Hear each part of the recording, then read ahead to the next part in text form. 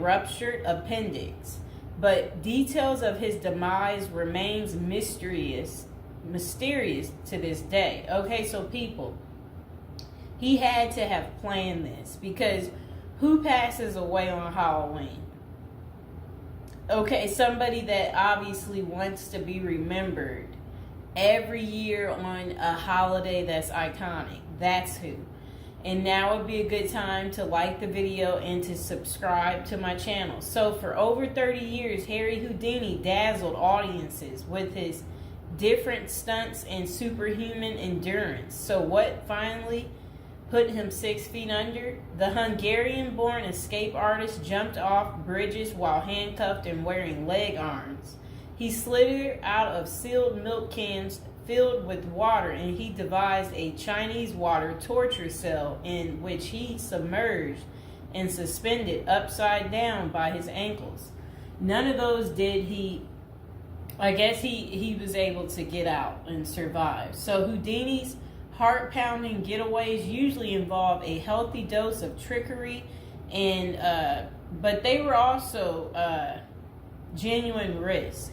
In 1915, Houdini nearly suffocated during a stunt in which he was shackled and buried under 6 feet of dirt. Houdini had made a career out of surviving the impossible, which only made the circumstances of his 1926 death all more mysterious. The 52-year-old performed before a packed audience in Detroit on October 24th, but was rushed to the hospital afterwards with an apparent case of appendicitis. He died just a week later on Halloween, leaving his legions of admirers bewildered. Okay, so an obituary in the New York Times expressed shock at the passing of the man who so often had seemed to thousands to be cheating the very jaws of death. And I want to talk about something else. So I've been to Detroit, and I don't remember anybody talking about Houdini there. And I think they should have had some of his cool, iconic stuff there. But I did see they had Houdini stuff in Las Vegas when I was in Vegas. So, I don't know why they don't have it set up in Detroit. So Houdini's final performance. The strange series of events that led to Houdini's demise had kicked off several weeks earlier on October 11th. 1926, while being shackled into his Chinese water torture cell during a performance in Albany, New York. So it says he was struck on the leg by a piece of faulty equipment. He hobbled his way through the rest of the show, but was later found to have sustained a fractured left ankle.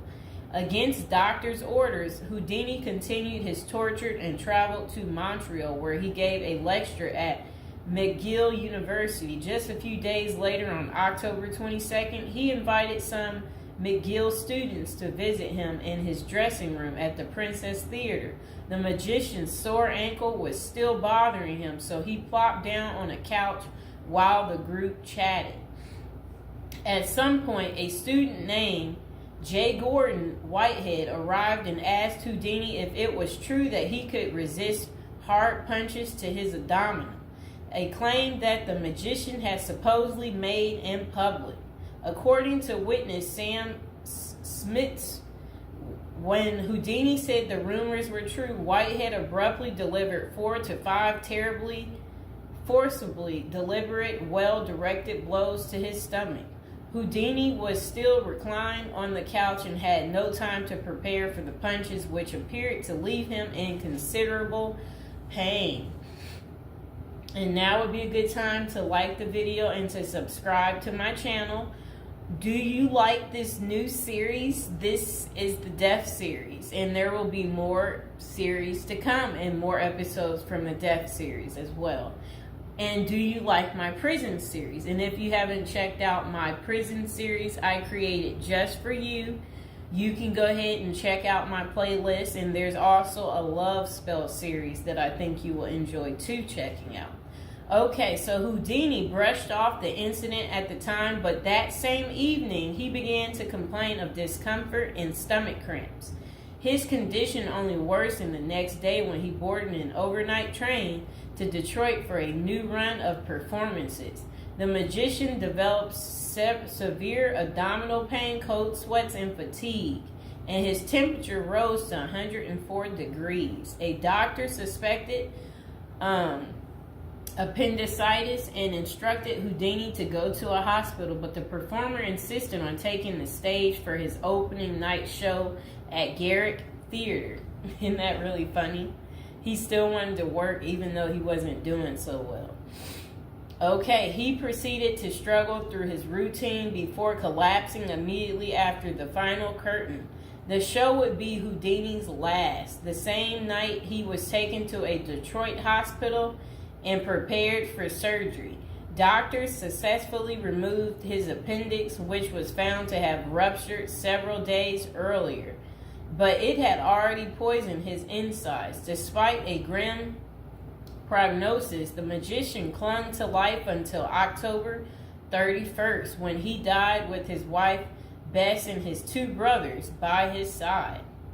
The official cause of Houdini's death was listed as peritonitis caused by a ruptured appendix. At the time, the magician's doctors firmly believed that the illness was the result of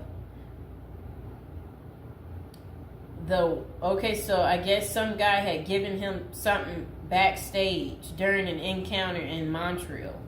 Okay, so such cases of traumatic appendicitis are extraordinarily rare. One study found only a couple dozen instances over a nearly 20-year period, but in 1926 the diagnosis was widely accepted.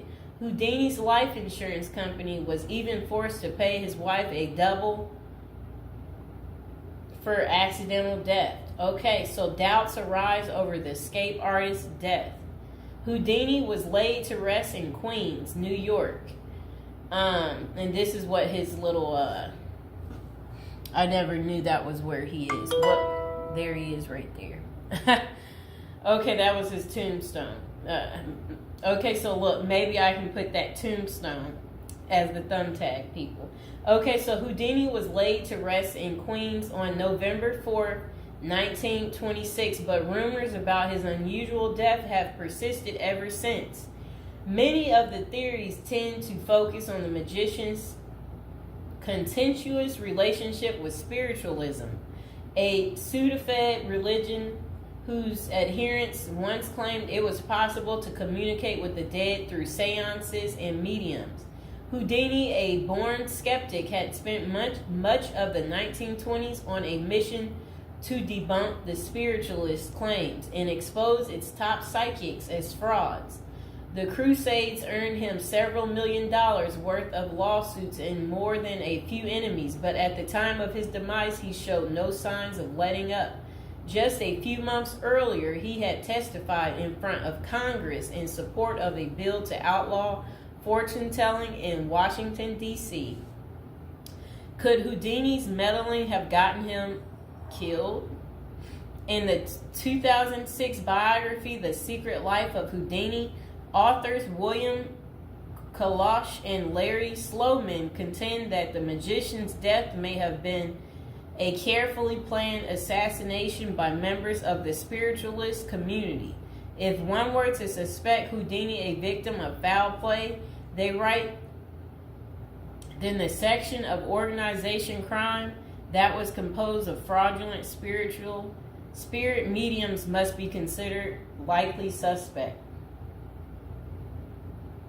Okay, so Kalash and Sloman argue that the spiritualists had a history of poisoning their enemies, and they note that no autopsy was ever performed to confirm Houdini's death. I wonder why. So his death was actually caused by appendicitis. If someone were hell-bent on poisoning Houdini, it wouldn't have been very difficult, they concluded. Considerable debate has also focused on J. Gordon Whitehead, the McGill student who supposedly delivered the potentially fatal gut punches to Houdini's Montreal dressing room. In the 2005 book, The Man Who Killed Houdini, author Don Bell floated a theory that Whitehead may have been in league with the spiritualists, some of who had previously threatened to harm Houdini or have him beaten up. Bell concluded that there was not enough evidence to connect Whitehead to any kind of criminal plot, but others have argued that he was an enemy agent who stalked Houdini during the magician's time in Montreal. Okay, so was Houdini murdered? The true cause of Houdini's demise may never be known for sure, but the majority of scholars tend to dismiss the murder theories as mere speculation. For them, the more pressing question is whether Houdini's ruptured appendix had any connection to the stomach blows he received a few days earlier. Don't forget to like the video, and if you're new to the channel, go ahead and hit that subscribe button. So while the evidence shows that such conditions is indeed possible, many consider it more likely that Whitehead's punches simply caused Houdini to ignore an already existing case of appendicitis. By the time the magician finally sought out treatment, the theory goes it was already too late. Interestingly, perhaps the most sought after source for information about Houdini's death is none other than Houdini himself in what amounted to his ultimate test of the spiritualist's claims. The magician promised his wife Bess that he would try to communicate with her from beyond the grave. Bess went to hold an annual Houdini seance for 10 years before finally abandoning the search in 1936. Fans and fellow magicians have since made the seance a Halloween tradition, but thus far, the great Houdini's ghost has refused to speak. I wonder why. So I hope you guys enjoyed hearing